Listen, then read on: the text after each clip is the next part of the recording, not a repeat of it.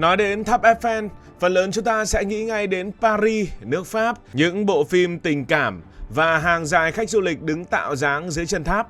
Nhưng công trình bằng sắt nổi tiếng này còn có một đặc điểm rất lạ, đó là chiều cao của nó không hoàn toàn cố định. Tháp có thể lớn hơn khi trời nóng, co lại khi trời lạnh, hơi nghiêng theo hướng nắng và rung nhẹ khi gió mạnh. Người ta thường truyền tai nhau rằng mỗi mùa hè, tháp Eiffel cao thêm khoảng 15 cm. Câu nói này nghe hấp dẫn nhưng chưa hoàn toàn chính xác. Vậy sự thật là như thế nào? Và những sự thật thú vị khác về ngọn tháp này ở nước Pháp. Trên mạng, trong các cuốn sách khoa học phổ thông và danh sách những sự thật thú vị, chúng ta rất dễ bắt gặp thông tin tháp Eiffel cao khoảng từ 10 đến 15 cm nhiều hơn vào mùa hè.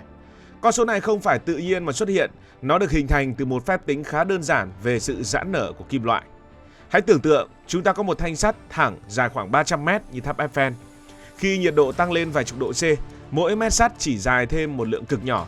Nhưng khi cộng sự thay đổi ấy trên chiều dài hàng trăm mét, kết quả lý thuyết có thể lên đến vài cm, thậm chí là trên 10 cm nếu lấy mức chênh lệch nhiệt độ rất lớn giữa mùa đông lạnh giá và ngày hè nóng bức. Vấn đề nằm ở chỗ tháp Eiffel không phải là một thanh sắt dựng thẳng như một cây thước. Nó là một kết cấu rỗng gồm hàng chục nghìn chi tiết sắt đan chéo, liên kết và chồng với nhau bằng đinh tán.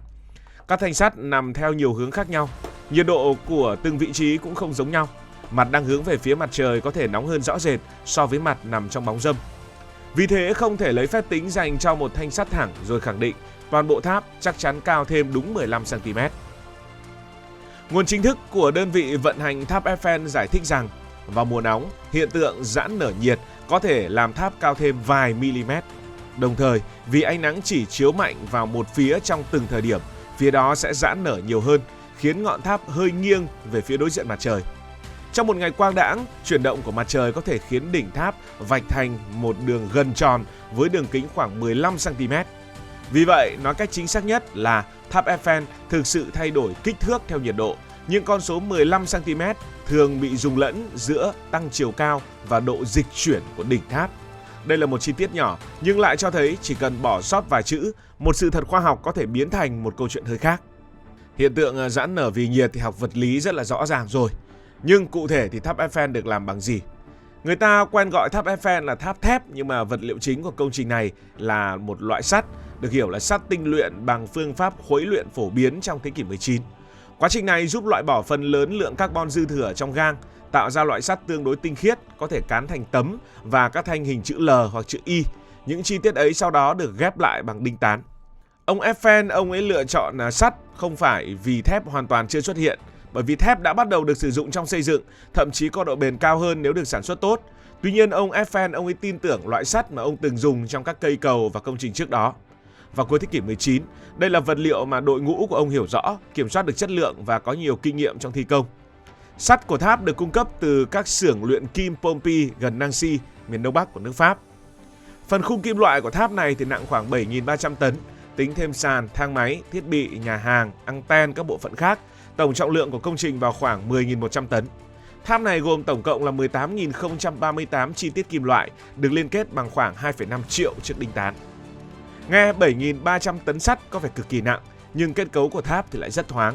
Phần lớn không gian bên trong là không khí, các thanh sắt đan vào nhau như một chiếc lưới khổng lồ, vừa tạo sức chịu lực, vừa giảm trọng lượng và giảm diện tích cản gió.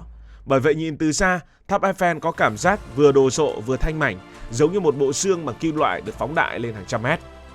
Cũng vì được tạo thành từ rất nhiều chi tiết sắt, tháp phản ứng khá rõ với nhiệt độ. Mỗi thanh chỉ thay đổi một chút, nhưng cả mạng lưới hàng chục nghìn chi tiết cùng thay đổi sẽ khiến vị trí đỉnh tháp dịch chuyển. Vì sao tháp Eiffel không chỉ cao lên mà còn hơi nghiêng? Nếu toàn bộ tháp Eiffel được đặt trong một căn phòng khổng lồ và làm nóng đều từ mọi phía, các bộ phận có thể giãn nở tương đối đồng đều. Nhưng ngoài đời, mặt trời không chiếu đều lên cả 4 mặt tháp cùng một lúc. Buổi sáng, một phía nhận ánh nắng mạnh hơn, đến trưa và chiều hướng chiếu sẽ thay đổi. Những cái thanh sắt ở phía mà được ánh nắng mặt trời chiếu nhiều hơn thì đương nhiên nó sẽ nóng nhanh hơn và giãn nở nhiều hơn. Mà chúng ta biết là khi mặt trời di chuyển trên bầu trời thì cái vùng nóng nhất cũng di chuyển theo. Vì thế đỉnh tháp không chỉ lệch về một hướng rồi đứng yên, nó dịch chuyển chậm trong ngày, tạo thành một đường cong gần tròn có đường kính khoảng 15 cm trong những điều kiện thích hợp. Nghe đến cái chuyện đỉnh tháp chạy một vòng 15 cm có vẻ đáng sợ, nhưng mà thực ra tỷ lệ này nhỏ như muỗi đậu ở trên lưng voi.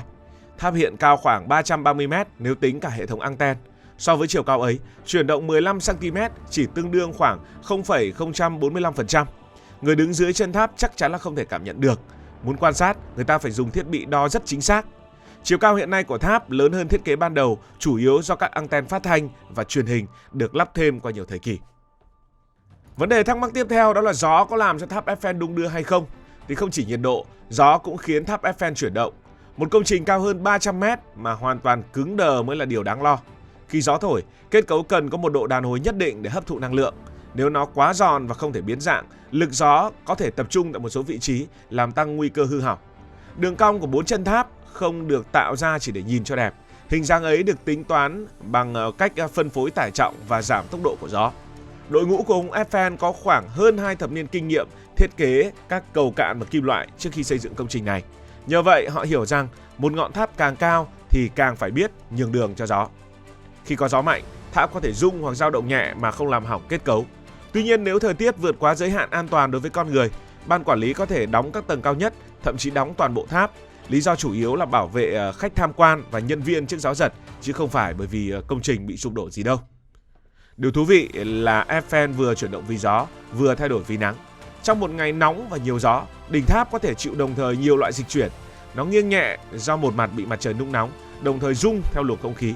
Tất cả đều nằm trong phạm vi mà kết cấu của nó có thể thích nghi và vô tư, an toàn, thoải mái. Chiều cao có thể thay đổi rồi, cái độ nghiêng của đỉnh tháp thay đổi. Vậy thì tháp Eiffel có thể nở ra mãi hay không? Câu trả lời là không. Sự giãn nở nhiệt không cộng dồn mãi qua từng mùa hè.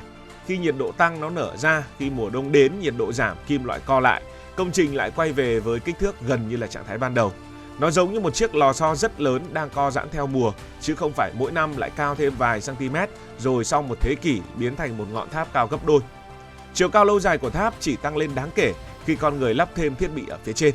Các hệ thống phát thanh truyền hình anten đã giúp tháp cao thêm hàng chục mét kể từ năm 1889. Đó mới là sự thay đổi thật sự và tương đối cố định, còn sự thay đổi do thời tiết chỉ mang tính tạm thời mà thôi. Hiện tượng này cũng không làm tháp yếu dần theo cách người ta lo lắng. Các kỹ sư đã biết kim loại co giãn theo nhiệt độ từ trước khi công trình xây dựng. Kết cấu được thiết kế để chấp nhận được những chuyển động nhỏ ấy. Điều nguy hiểm không phải là vật liệu được phép nở ra một cách bình thường, mà là khi nó muốn nở nhưng bị khóa cứng an toàn. Tất nhiên, ngọn tháp này vẫn được bảo trì liên tục. Sắt có thể bị ăn mòn nếu mất lớp bảo vệ. Vì thế, tháp được sơn lại định kỳ với một khối lượng sơn rất lớn. Lớp sơn không chỉ để tạo màu nâu đặc trưng mà còn đóng vai trò như chiếc áo mưa, ngăn nước và không khí tiếp xúc trực tiếp với kim loại. Trong quá trình xây dựng ban đầu, khoảng 60 tấn sơn đã được sử dụng cho công trình.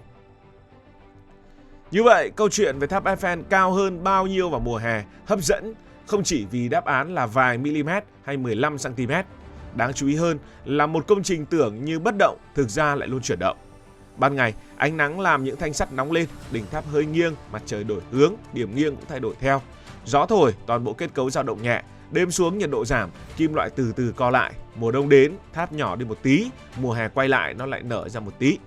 Tháp Eiffel vì thế không phải là một khối sắt chết đứng giữa Paris. Nó giống một cơ thể khổng lồ đang âm thầm thích nghi với môi trường. Nó không thở bằng phổi, nhưng thở bằng sự co giãn của hơn 7.000 tấn sắt. Nó không bước đi, nhưng ngọn tháp vẫn có thể di chuyển một quãng đường nhỏ theo ánh nắng và gió. Vậy khi ai đó nói rằng tháp Eiffel cao hơn bao nhiêu cm vào mùa hè, chúng ta có thể trả lời như thế này. Câu nói phổ biến là khoảng 15 cm, nhưng theo trang chính thức của tháp Eiffel, độ tăng chiều cao nhiệt được mô tả là vài mm.